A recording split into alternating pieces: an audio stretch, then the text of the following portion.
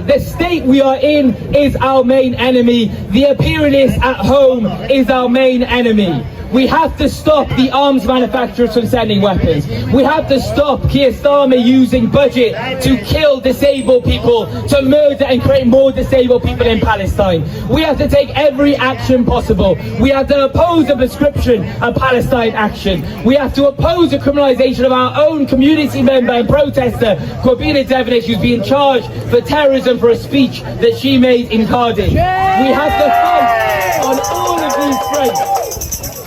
To do anything less is to let the Palestinians down. And we've said it before and we'll say it again. This is a war of attrition. It's good to see a lot of people here, and it might be a lot of people's first march, and that is fantastic. But I want to say it should be not only your first, it should be after this your second, third, fourth, fifth, sixth, and 20th and 50th and 100th. Because we need every single person here.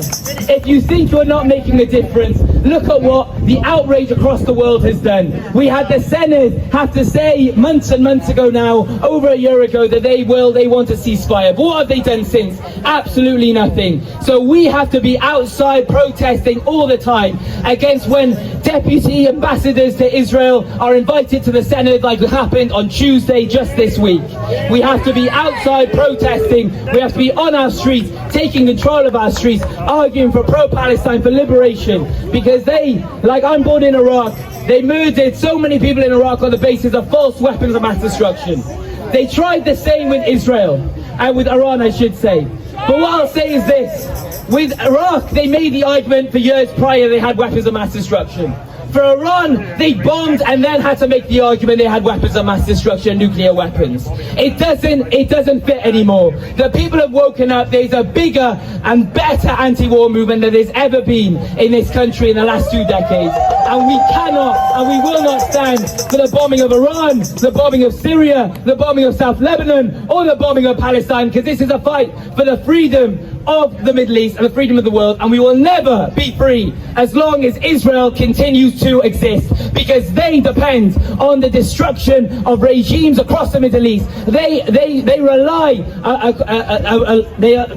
on the dictators in Syria. They rely on the dictators in Saudi Arabia, in Iraq, wherever they may be, wherever they have been. They've always relied on them. They supported the Shah in Iran. They supported all of the despotic regimes in the Middle East because they know the Middle East is easier to control when it's broken. We must unite with the people across the Middle East. We must unite with the people here against the racists, against the fascists, against Keir Starmer, against Reform UK, and against Israel.